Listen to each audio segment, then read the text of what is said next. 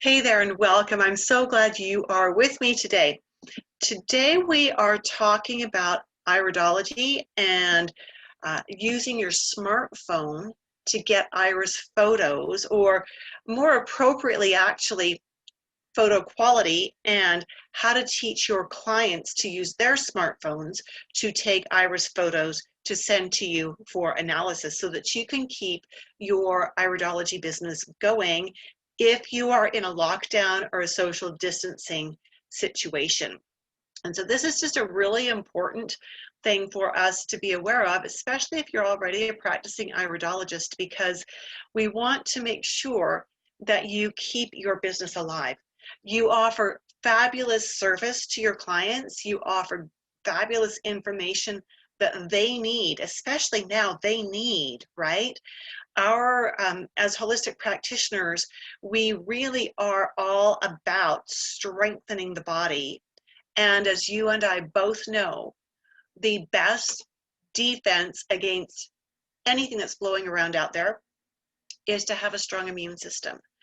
If we can keep reaching out to our clients and keep giving them good information about their health and teaching them how to take care of their bodies, we can actually then have a stronger impact on whatever is floating around out there, right? So welcome. I am so glad you are with me.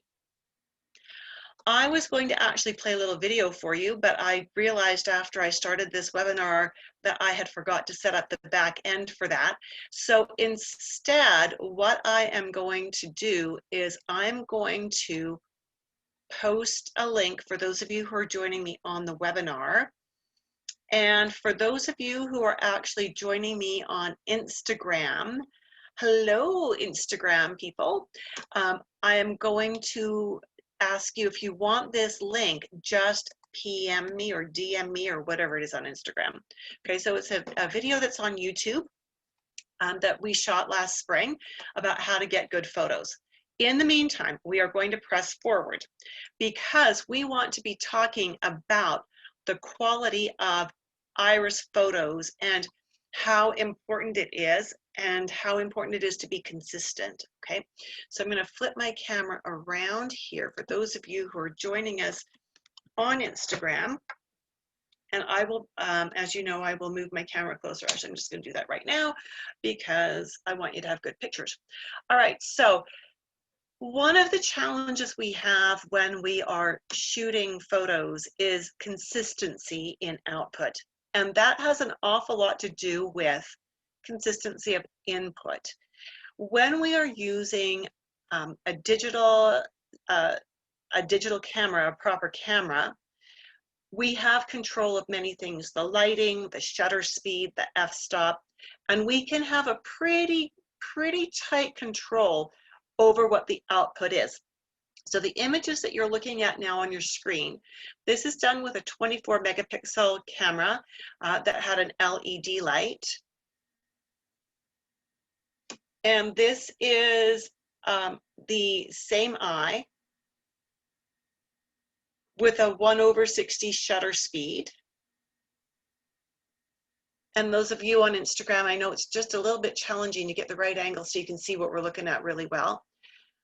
Here's that same eye at a 1/125 shutter speed. So what we see is a slight difference in the illumination.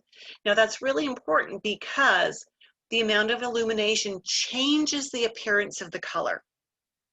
All right, and so that's super important, right? Because in iridology, yellow versus orange versus rust versus brown versus just all those different pigments that we see in an eye change our interpretation. They change our understanding of what we're seeing, right? And so we need to have consistency. And this is one of the challenges we have if we're doing a smartphone photo, right? So if you want to take photos with your smartphone, and it is doable, it's not optimal, but it's good, and it will certainly do to get us through until you can work with clients face-to-face again. You need a couple of things. You need a room that has no windows, because even the windows will cast light reflections and light artifacts onto the surface of the eye. You need room lighting that is behind the person, right? Because if it's in front, again, it's going to reflect off their eye. You need you need a couple of pieces of equipment besides or one piece besides your camera. You need a pen light that has a very white light. Now, these are really inexpensive. You can buy them on Amazon, and they are not pricey at all. So you need this because we are going to have to add light and move light around in order to control our images. So I want you to hold on to those thoughts while we talk about this. Now, you're also going to need a helper person. So, or your client will. So it's going to take 3 people to get a good iris photo. It's going to take the person whose pictures you're taking, a light person, someone to actually move the light around, and you operating the camera. Okay, so keep those 3 things in mind while we're talking about other things. It's also really important that we understand, and you already know this, iridology is about understanding our inherent patterns and to enable us to make choices about our health. And Zaytunya is saying, please wreck the line. I don't understand what you mean, wreck the line. All right, so when we're doing iridology, we're doing this to understand inherent health patterns. We're not doing it to look for change. So that's a really important thing for us to remember here. So again, when we're looking at these photos that were done with a digital 24 megapixel camera, we can see lots of fiber definition. We can see lots of variation in color and pigment. And so that's brilliant. When we are doing photos, again, with a smartphone, we are going to need an extra light source, and that is the pen light. Okay, got that? Now, it's also important to remember that when we're doing photos with our smartphones, we cannot control the light as closely as we can with a proper camera. And we also have no control over how those pictures are going to look, what the color resolution will be when we are looking at those on another device. So your client takes their photos on their smartphone, they email them to you, or they share them with you on Google Drive, or however they get them to you, and then you're looking at them on your computer monitor. I will tell you that from my camera monitor, which appears in my estimation to be very bright and bluish, when I compare that to how the images look on any of my 3 different computers that I have in my office, the eyes look different every time. Right, and so it's really important that when we're doing iridology based on a smartphone photo, that we don't do absolutes and give absolute anything based on color, because I know from teaching classes that I teach over webinars, just like I'm doing now, I will say to someone, my computer monitor shows this as quite orange. What does it look like on your computer? And they'll say, oh, that looks like rust, or it looks like yellow. And so we've got that discrepancy between monitors, and we need to be aware of that when we are sharing images digitally. So when you are doing an iris analysis based on digital photos, you always want to do the analysis with the client, either on the phone or on a Zoom call, where you can share the photos back with them, where you can actually ask them, if you're looking in the bathroom mirror, or you're looking in a mirror with using natural lighting from a window, what color does this appear? What color do you see? Right? And that will give you a better approximation of what color you really need to interpret this as. Is that making sense? Ah, thank you. Yes. Can comments and questions be sent to all panelists and attendees? That is a great suggestion, Joan. Thank you so much.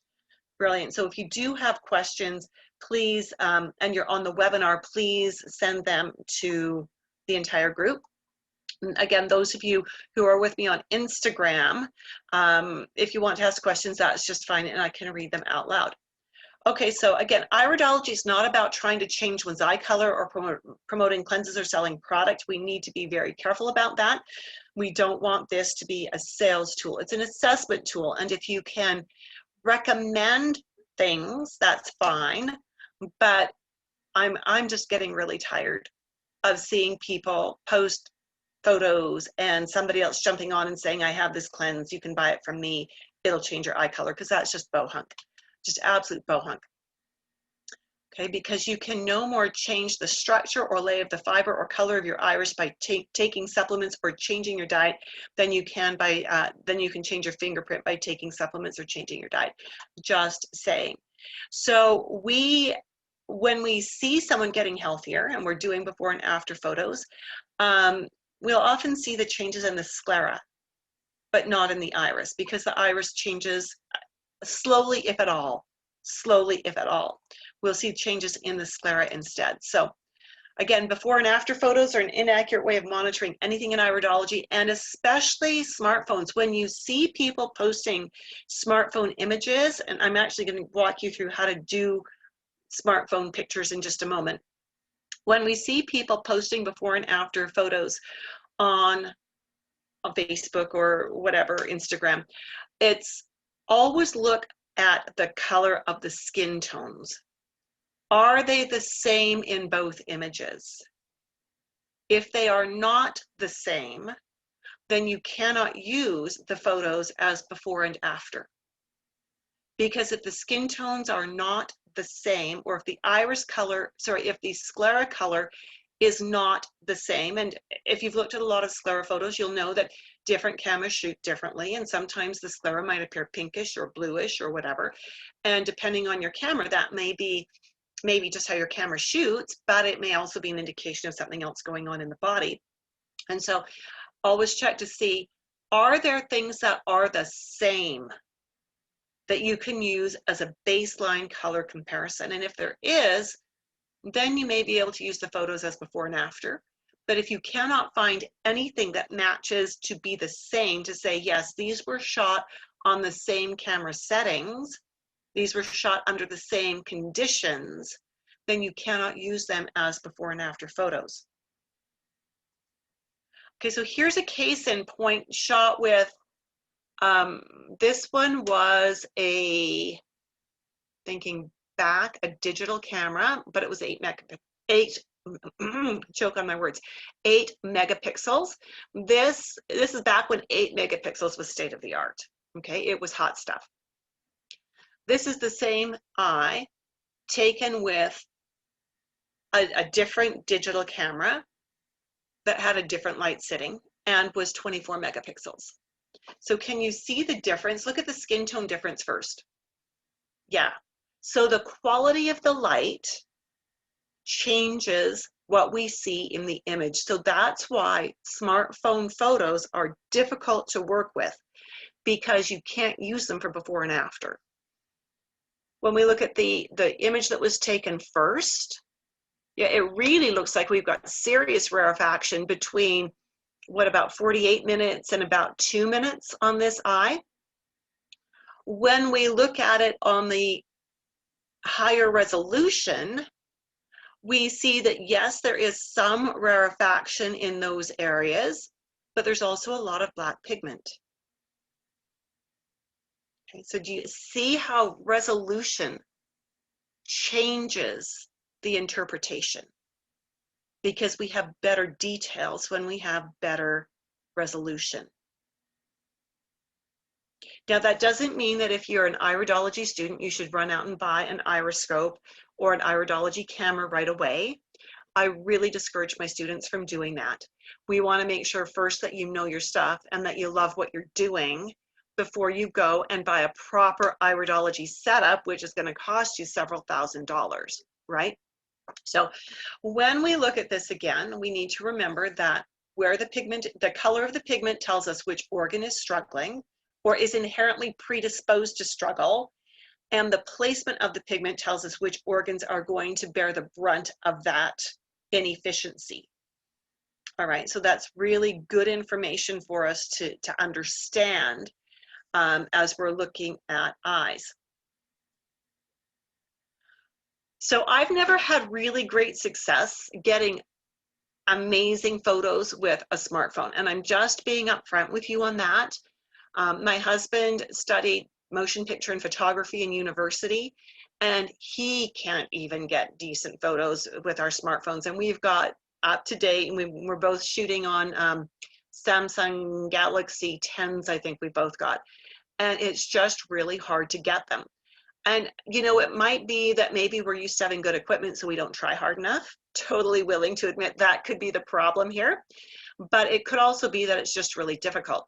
So this is one iris. Let me get some of these extra screens out of the way here. So this first image was taken with a print film camera, like we're talking ancient old. This was my very first Iridology camera. Loved that camera. Oh my goodness, loved that camera. It got stolen. Yeah, it got stolen, which was very sad. Then we moved to a 24 megapixel camera. So the same eye, taken a few years later, right? But we can still see really good definition, really good everything. We've got quality. We actually see the acquisition of some pigment here from the year 2000 to the year 2017. And this is what we tried to get with our smartphones that had a 12, this was a 2019, so about a year ago, smartphone, 12 megapixel, and we could not get it to focus really well, right? That's one of the challenges, is that your smartphone, you have to have it close enough on zoom, which means that any little bit of movement is going to blur your image. So we're going to talk about what are some things that you can do to actually override that and maybe have more success. Okay, so here are the pointers. And if you're in a place where you can screenshot this, go ahead. Go ahead. So you need two people to help you. One who holds the phone, and I don't mean that euphemistically, I mean that genuinely, and the other who's going to shine the light. Now, and then you've got the person whose eyes you're taking. Now, when I say hold the phone, I'm going to suggest that you don't actually want to hold the phone in your hand. I'm going to suggest that what you really want is some kind of a stand. Okay, so for those of you on Instagram, I've got this little stand. I've got the other stand that my camera for doing these webinars is on.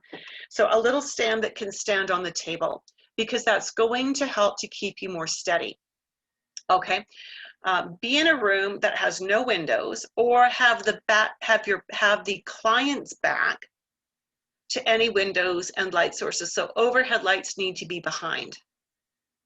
Otherwise, we get interesting artifacts. I mean, I've received digital photos done with a smartphone where I could see in the person's eye the building across the street, the tree across in the backyard, whatever.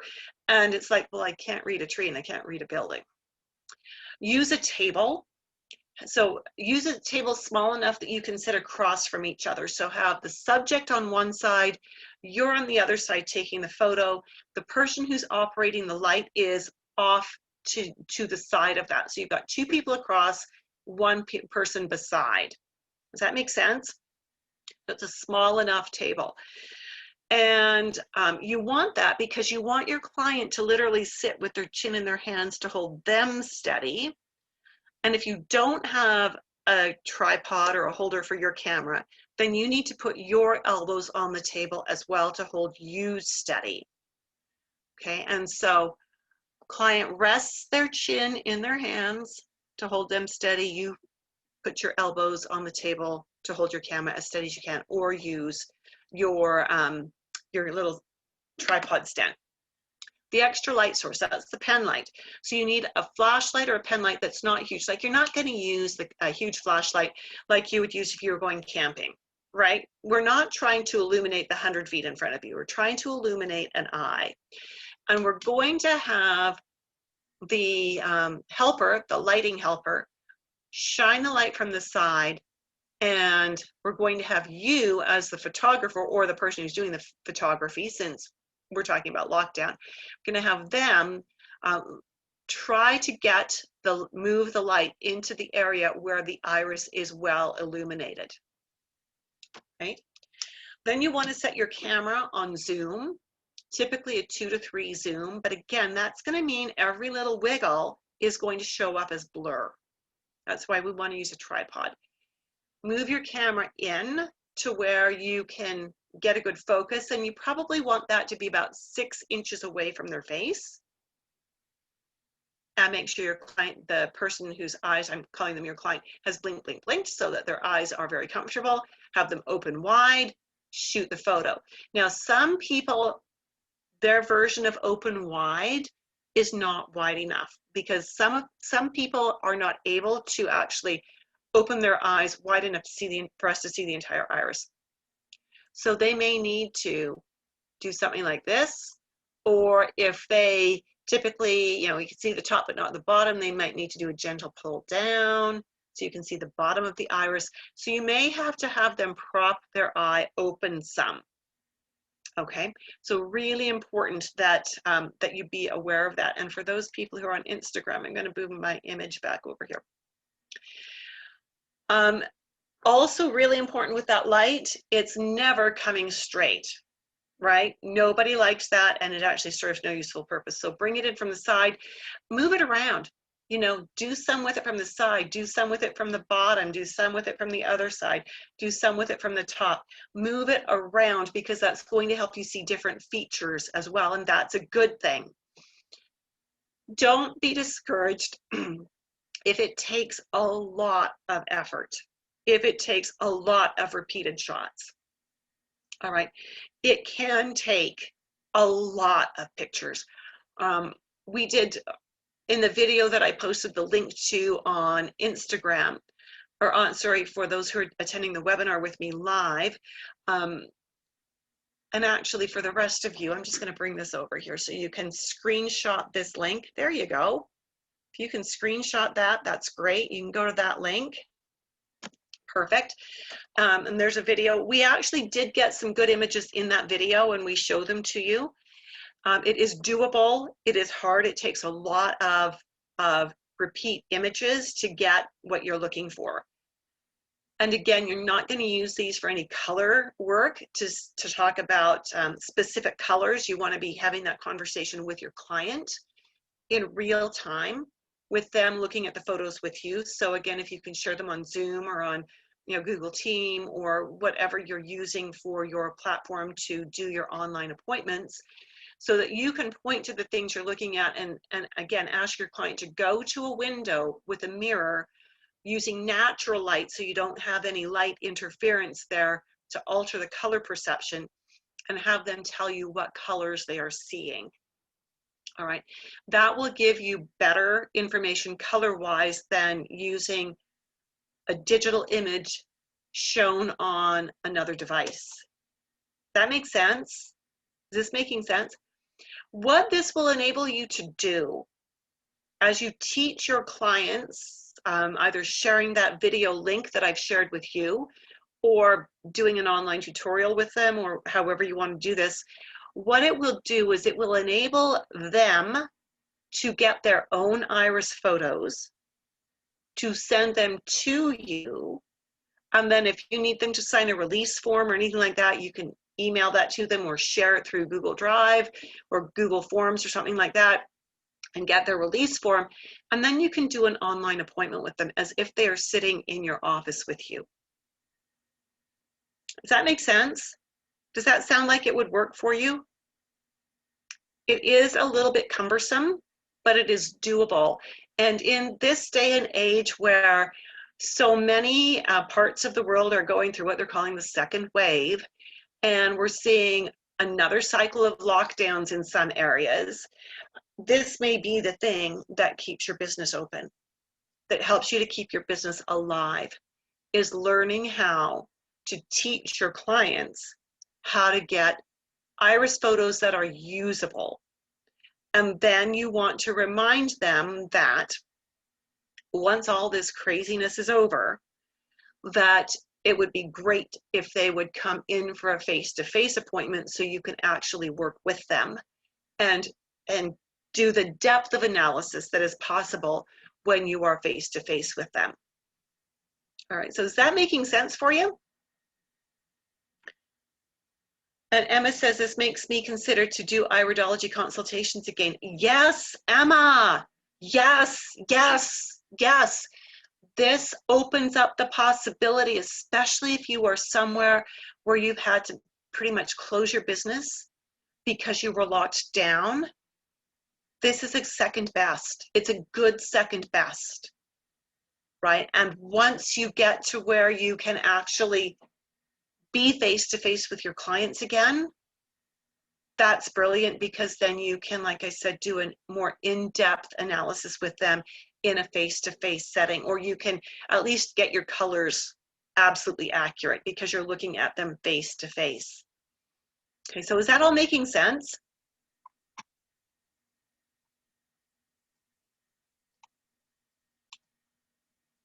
All right, so there's that link to that webinar again for those of you who are on, or rather the YouTube recording of how to do this, so that you can hop on over there and have a look and just see how this works. And it is doable. You just need to be patient. And what I find is my clients tend to be very impatient with the process. They don't want to, and maybe I need to do a better job of reminding them that it is challenging. Emma says, I was doing mobile photos in person myself. You know what? So I can teach them to do, yeah, teach them to do it. Teach them to do it, right? That is great. Now, and Emma, if you are somewhere where you are not under lockdown and you can see people face to face, I would get them to come to you. And if you have a camera, a proper iridology camera, I would be doing proper photos, right? Because the smartphone photos are a second best. If you're doing them, if you have the ability to do photos with a proper iridology camera, where you can control things like the amount of light, the f-stop, the shutter speed, all of that good stuff, that gives you records so that if you want to repeat the eye photos a year from now or 2 years from now to see if there's any pigment been acquired, to see how the sclera has perhaps changed as they've improved their health, then you can actually set your camera with those exact same settings. You can go in and get the f-stop, you can get the shutter speed from the original images and make sure that you are doing things absolutely as a proper scientific study, controlling as many variables as you can. So one of the other things that I want to raise the red flag about is this idea that people are doing free iris assessments online. And I am here to tell you, and I'm just having problems with my toolbar. I need to move it so I can move this. I am so against, whoops, did not mean to do that. There we go. I am so against this idea of free iris analyses. So against. Oh my goodness, so against. Because of a couple of things. Number one, the person who's doing the analysis doesn't get to have a conversation with the person who's posted the images to actually understand what's going on. Because as a trained constitutional iridologist, you know that context is important. Just because you see something in the eye doesn't mean it is happening right now. The client may be doing many things right that may be strengthening their body and improving their health, but it's not going to change, say, pigments and fiber structure in the eye. The other issue I have is we see a lot of people doing these free analyses who actually don't have proper training. They've read a little book or something like that, and they're getting online and they're spouting everything they know as if they know everything. And I think that is just not a good thing to do at all. Now, I've had accusations that if I love what I do as an iridologist and as a herbalist, and if it's so beneficial for people, I shouldn't be charging for it. And the fact of the matter is that when people give these kinds of services for free, it undermines everybody. When you go to your massage therapist, do they give you a free massage? When you go call your electrician in to fix something, do they do it for free? My car mechanic has never repaired my car for free, right? They've got training. I've got training. They've got credentials. I've got credentials. We all have overhead expenses, right? We all have training expenses. We have ongoing expenses with our businesses. We've got rent to pay, insurance to pay, materials to buy. How much more helpful would it be for you to have, if you've asked for a free assessment from someone, to actually have a proper assessment and a conversation with a fully and properly trained iridologist who's going to mentor you along the way, create manageable programs that you can do step by step so that you can actually improve your health, rather than literally bombarding you with snowballs, a barrage of snowballs of information that you can't sort through, that you don't know where to begin to do your work with, right? So seriously, you get what you pay for. And I'm not impressed by people who vomit all kinds of iridology information online. This is my soapbox. I'm really passionate about this. I think it destroys continuity of care. I think it gives iridologists a bad reputation. And I don't believe that just because we love something, we should give it away for free. When someone offers a free iris assessment online, you know, and if you want to go ahead and send photos in, go ahead. But I want to just remind you, be very careful about the information they give you, because they give so much free information in these that is way out of line. Way out of line. And it scares me because they have no context. They don't know if the person's on medications. They don't know what all the health history is. They don't know what the family history is. They don't even know what the emotional history is of that person. And so it's not safe, in my opinion, to be giving an iris analysis for free without having all of that background information. And it takes time to gather that information and to do it right. I've seen people online diagnose diseases. I've seen them tell people to quit taking medications. Get off those medications, they'll kill you.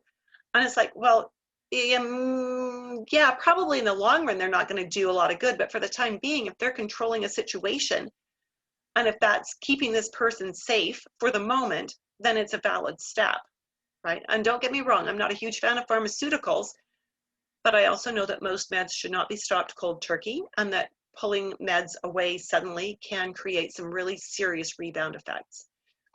So it's really important that we remember that most of us as iridologists, even if we are certified and properly trained, are not medical professionals. We are not licensed medical practitioners, and so we shouldn't be giving medical advice. It just gives us all a bad name. Okay, I'm going to get off that soapbox. Just going to drop a little hint here, a little suggestion that the Confident Nutritionist Dynamic Iridology Assessment System course is starting again on January 28th, and registration is open. If you're interested in knowing more, reach out to me either by email or by DM or PM, and let's have a little conversation to see if this is a good fit for you. And that is it for today. I have not seen any questions come in. Is there anything that I can answer for anyone? If there is not, then we are probably done for today. That was a lot of soapboxing, but hopefully you also got out of that you can use a smartphone to get usable photos if you're in a lockdown situation, right? So you can keep your iridology practice alive during this challenging time by having your clients take their own photos with their smartphones. All right, Emma says thanks. You are welcome, Emma. Fabulous. Well, that's it for today. I look forward to seeing you on Friday at 11 a.m. again, and we will cover a different topic then. I don't know what it is that's coming up, but it'll be another one. So take good care and have a great day. Bye for now.